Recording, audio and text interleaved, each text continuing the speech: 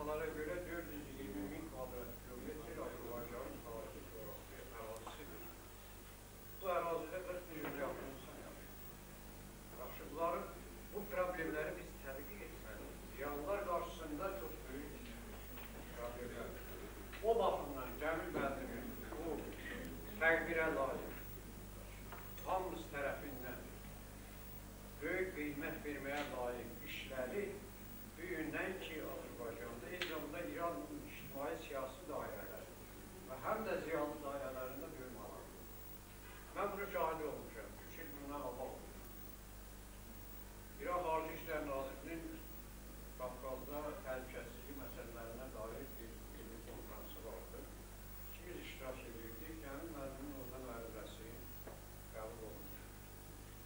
Və təsadüfi deyil ki, plenarın iclasda çıxışını ikinci adam kimi qeyd edildilər və gecə ilə bizə dedilər ki, 2 dil, məsələn 2 dil dedilər, İngilis dilində və Fars dilində, sonra Rus dili də qəbul olundu. Rus dilinə gecə ilə Cəmil Bədinin o öz çıxışını 10 səhifəli talaqlar ilə səhərsi çıxış edildi. Orada Rıza İnayəti adlı bir nəfər var, ermənipərəst.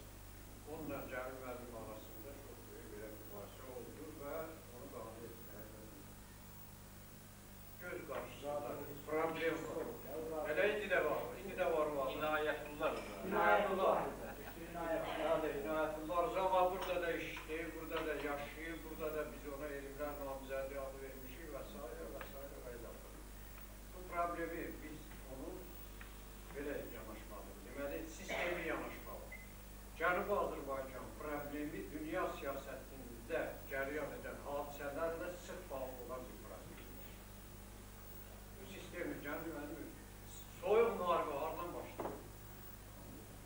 BMT-nin Təhlükəsizlik Şurasında ilk müzakirə olunan məsələ Cənubi Azərbaycan məsələsi. Kim çıxış edədi? Tağızadə, Azərbaycan.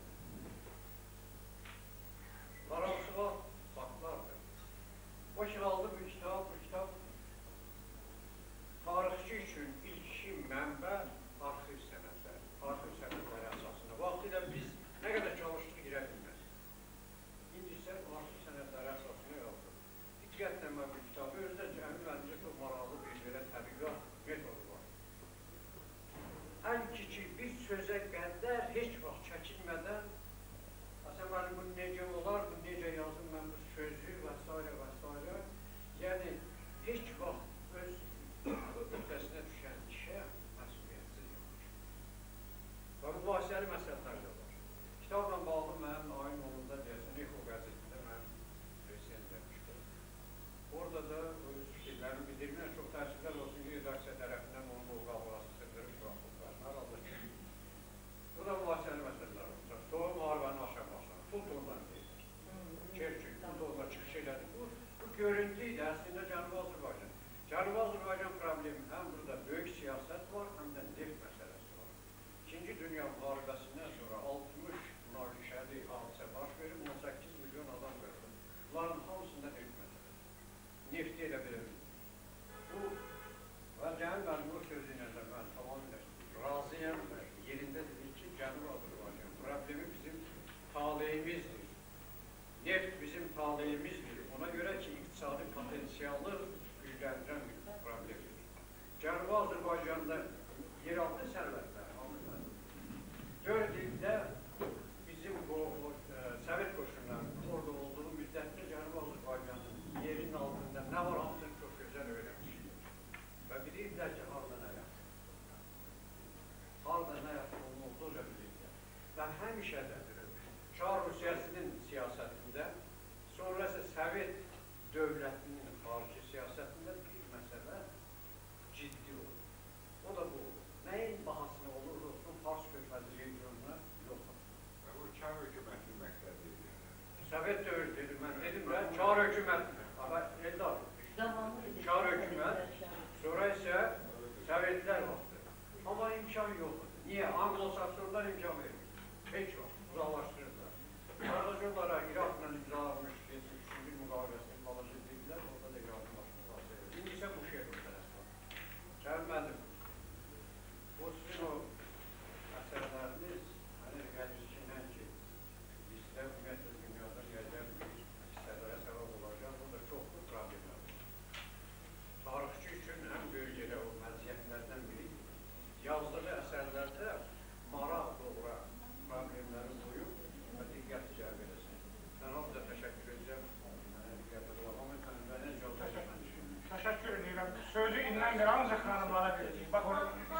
geri çekin.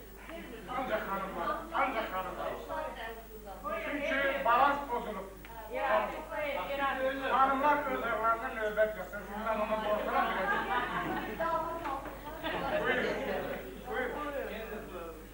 Ben sadece olarak sizin demek istediğiniz sözler çok orada değildi ve ilk sözlerin meclislerine doğrudan da teşekkür etmek istedim. Çünkü biz burada yerleşenlerin ekseriyeti profesyonel tarihçilerdir ve hamı bilir ki arşivlerle işlemek ne demek, arşiv senedleriyle işlemek, o gözleri kör eləmek. Evet, doktorumuzu müdafiə edəndən sonra bizim tarihçilerin çoxu arşivlerden kənarlaşır. Ancaq Cəmil müəllimin xüsusiyyəti ondan ibarətdir ki, o doktorumuzu müdafiə eləmədə heç bir fərqi yoxdur. Həmişə bütün ömrünü o arşivlərdə işləyib və işləməyə də davam edir. Yeni yollar açır.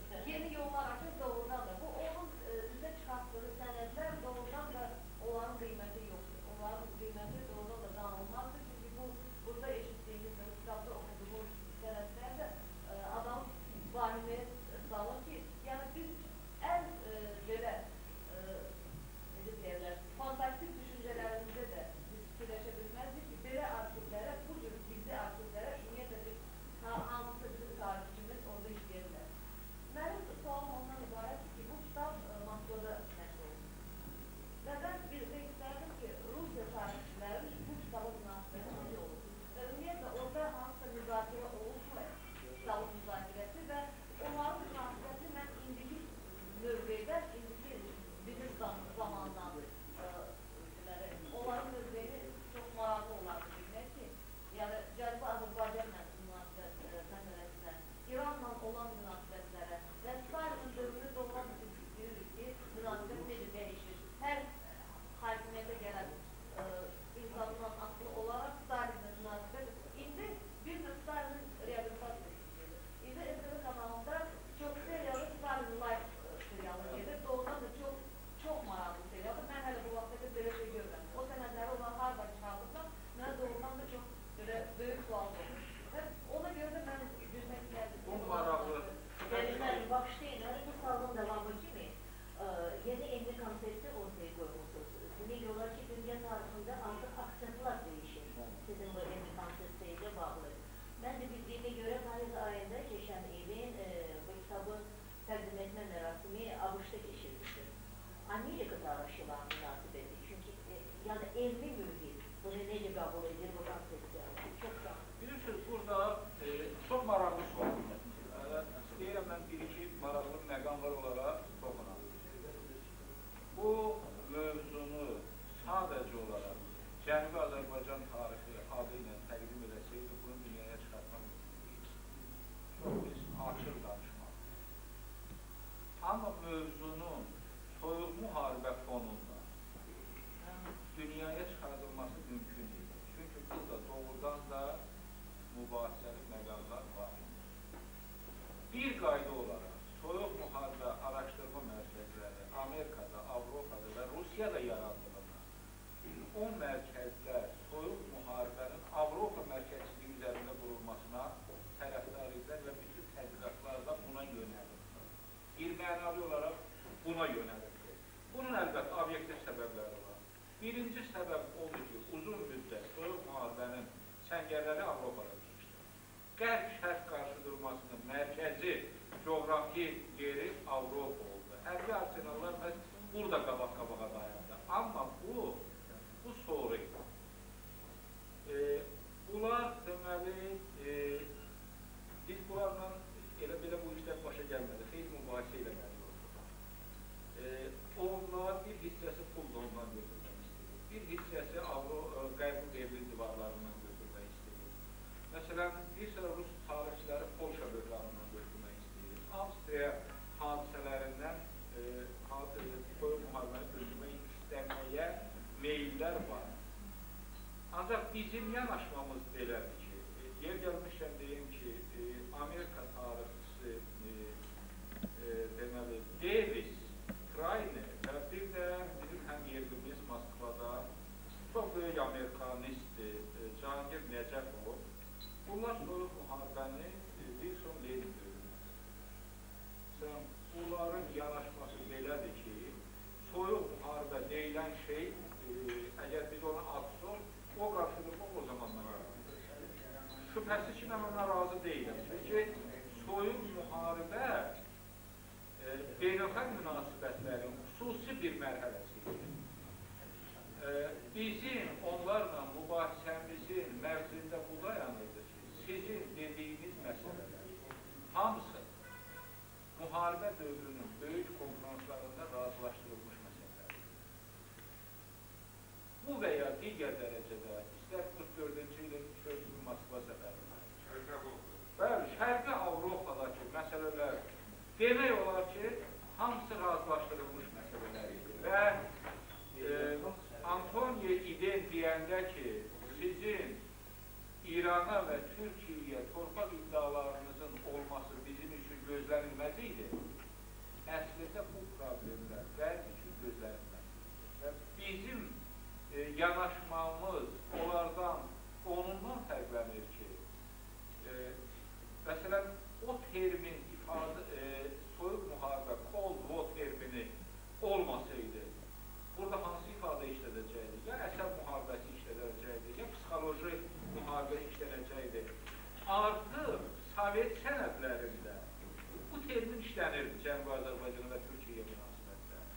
Ki, bunu psixoloji cəhətdən dil çöktürmək, daimi əsəb gərginliyində saxlamaq, ondan sonra ölkənin içərisində iqtisadi təxribatlar törətmək, bu artıq var idi və müharibə dövrünün əməkdaşlığına, müharibədən sonra məhz Cənubi Azərbaycan məsələsində qarşıdurma meydana çıxdı.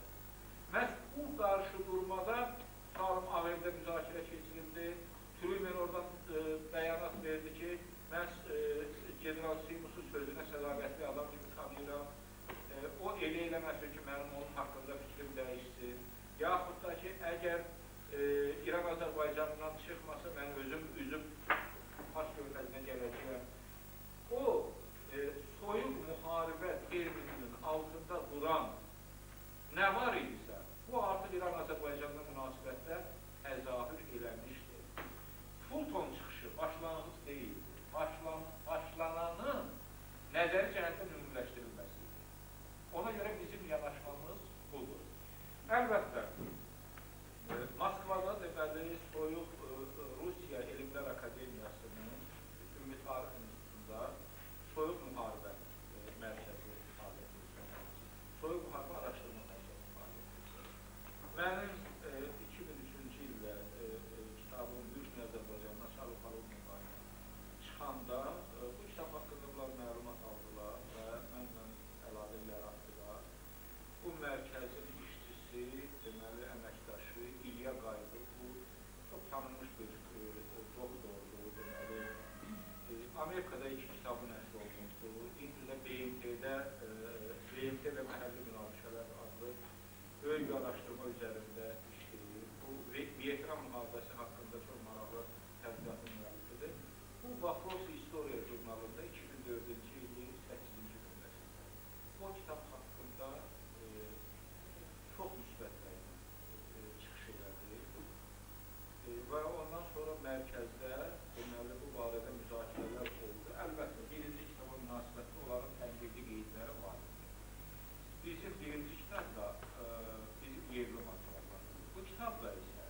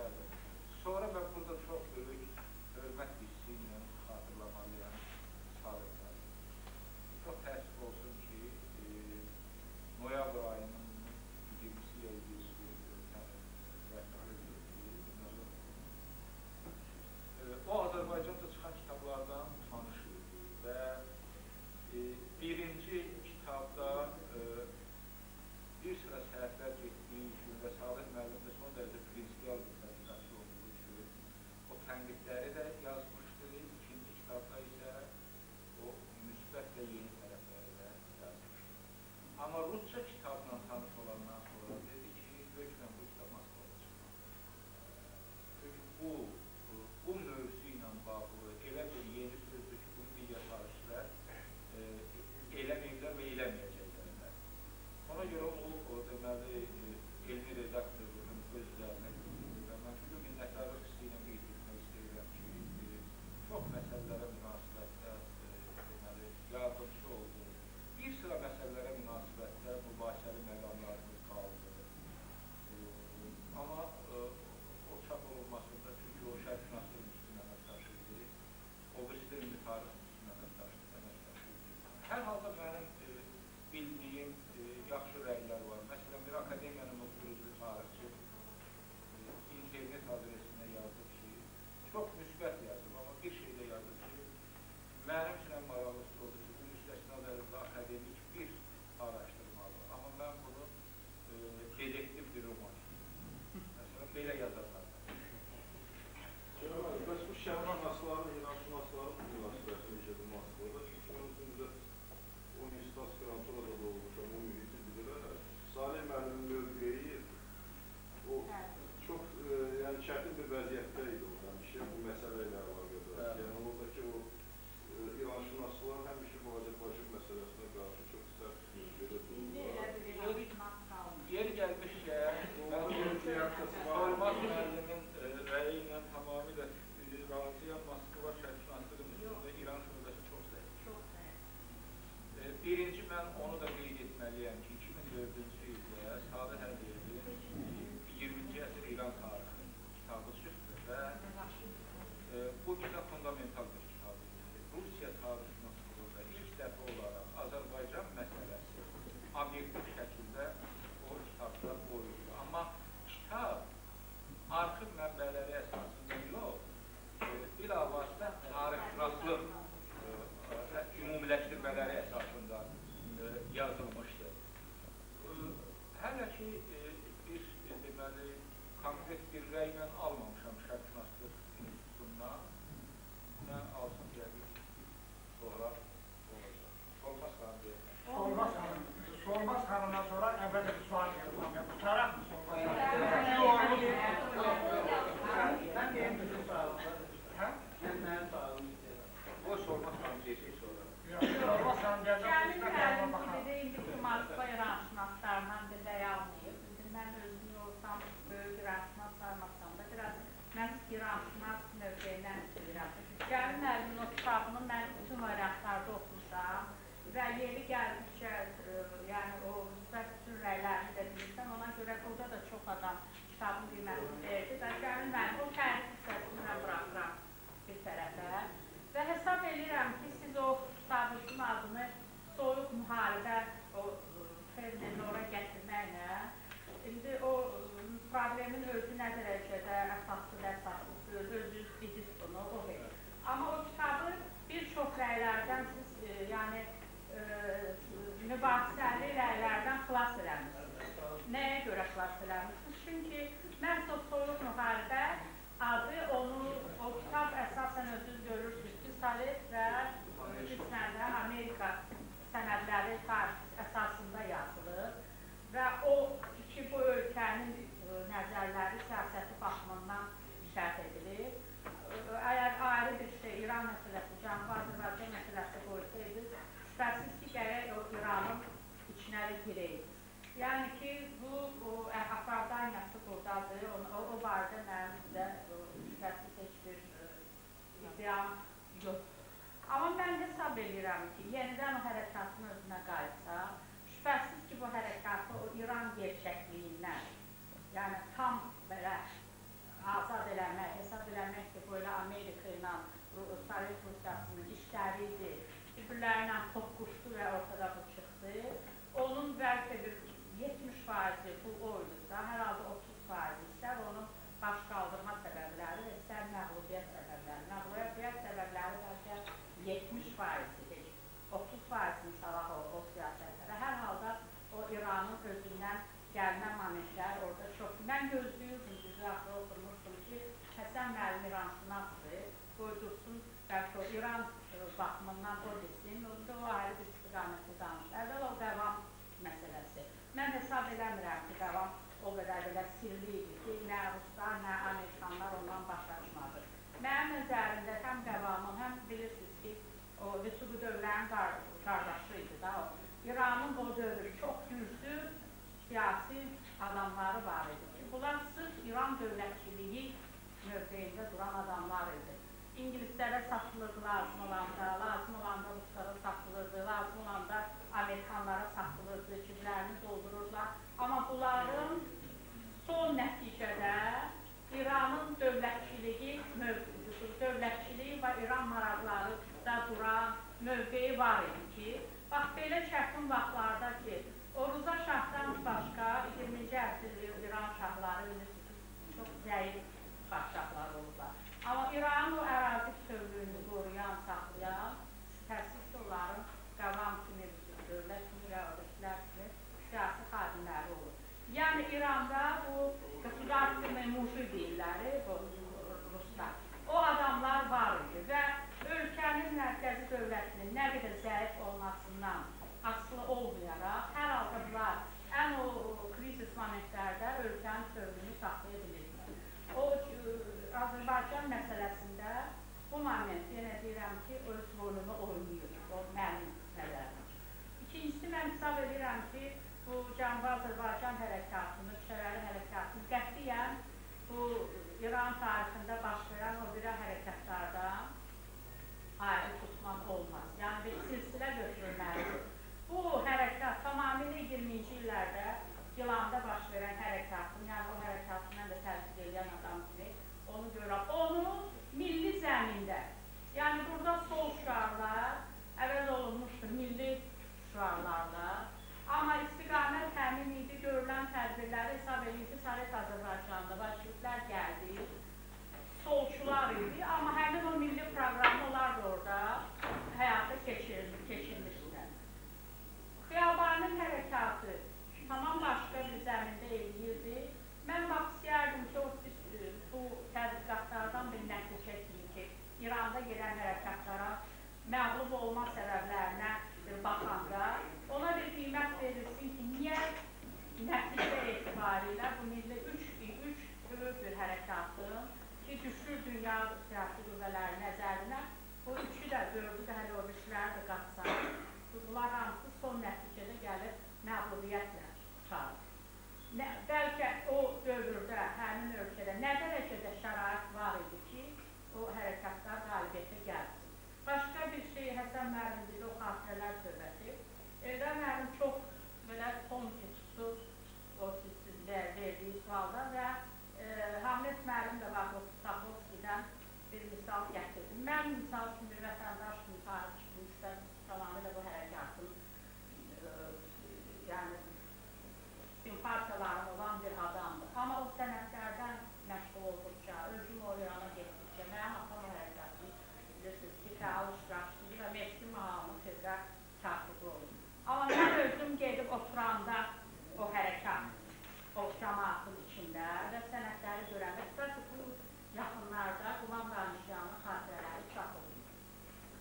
Çox, belə biraz qeyri-səmimi bir xatirələrdir. Yəni o adam çox şey bilir, amma çox faizini burada yazmır. O cavandır da, o cavan olduğunu. Hə? O cavan. Qulam Qanişyan cavan. Yox, onu təzim edin. Yox, onu mən yox, cavan nəsə. Orada bir 3-4 moment var, adam onu oxuyanda başa düşür ki, bu hərəkat, bunlar nə şəraitdə orada işləyirlər, siz oxumuşsunuz yəni. O Kürdistana, Urmiyə gedirlər, gəlirlər, görürlər ki, bütün Urmiyanı, Qərbi Azərbaycanları Kürdlər köklü, bütün alıblar, bütün bu cəmaatı, yerli cəmaatı oradan qovurlar, çıxardırlar ki, biz də şəhər, siz indi hökumət qurursunuz, biz sizdən razı deyilik, uçmuşuq, gəlmişik, bu tərəflər hamısı bizim. Bunlar nə zülümlə gedirlər, onlara vəzifələr verirlər, sürü verirlər, nə verirlərsə, oranı azad edirlər. Yəni o dövr ölkənin özündə o qədər mürəkkəb bir vəziyyət var idi ki, bəlkə Stahovski haqlıdır ki, şübhəsiz hərəkatı onun fəal siyasi qüvvələri qaldırır, milli qüvvələr qaldırır. Amma bəlkə bu həqiqət var ki, hər halda müəyyən bir hərəkatın qalib gəlməyi üçün onun hər halda xalq hərəkatına çevrilməsi lazım. O İslam inqilabının, misal üçün, İslam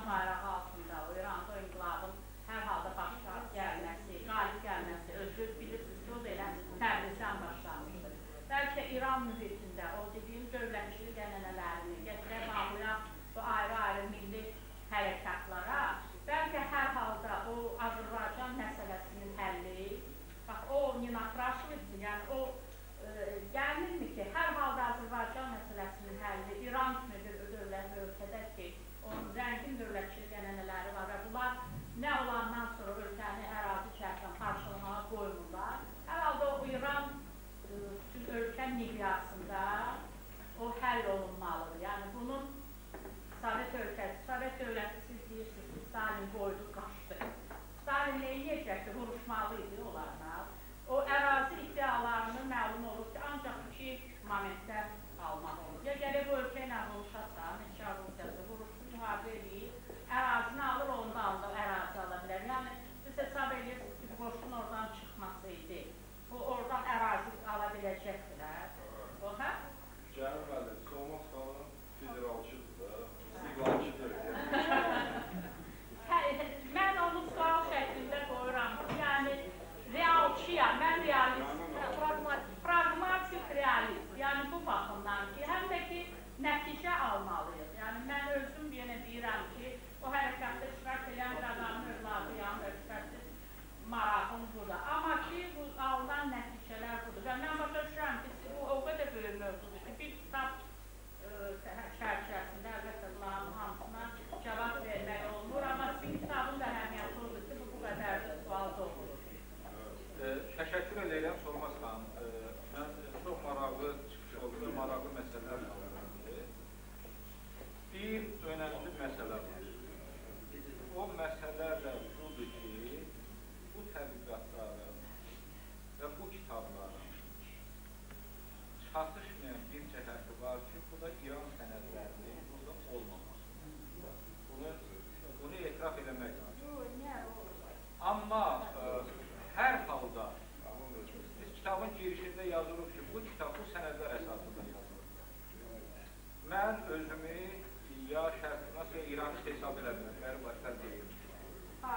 Amma əlimizdə olan sənədlər o dərəcədə yetərli sənədlər idi ki, o sənədlər bu tədqiqatın çıxmasına imkan verir. Mən hesab edirəm ki, kimsə İran arxivlərin işləyir, bizim tədqiqatlardan da istifadə edəcək, onun işi daha kamil olacaq, daha həkmi olacaq.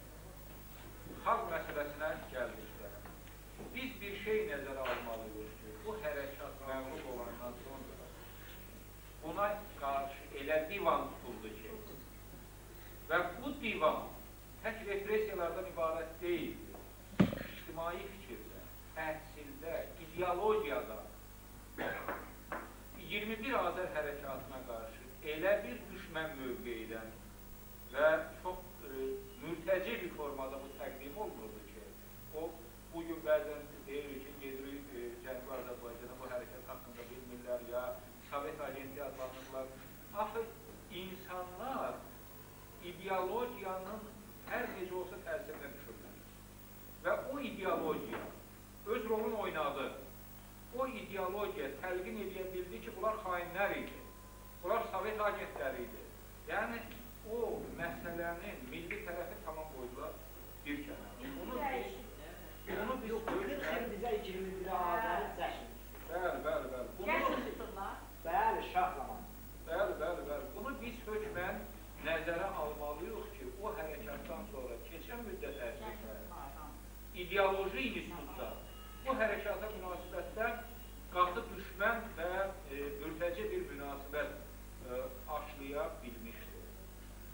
Amma mən və girişdə də yazmışam ki, burada mübahisəli məqamlar çoxdur. Müəyyən məsələlərə aydınlıq gəlməlidir. Bir sıra arxiv fondları var. Məsələn, tutalım, 82-ci fond Molotov fondu açılıb, 5 böyük iş İranla bağlıdır.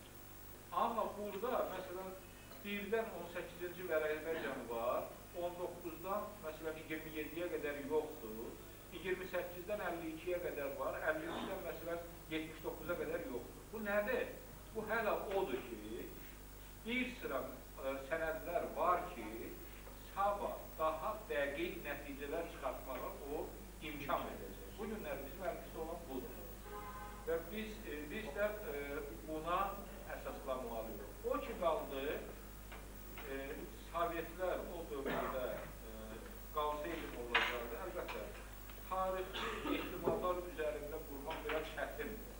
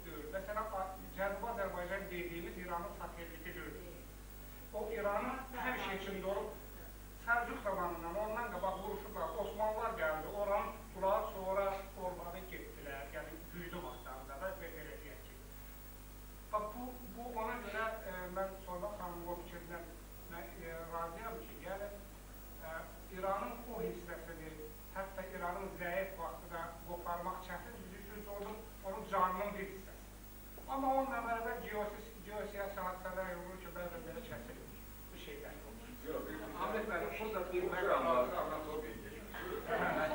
Kulağımın olmaları. Mən gəlir mənimə bir sualım var. Mən sizə kömək edirəm.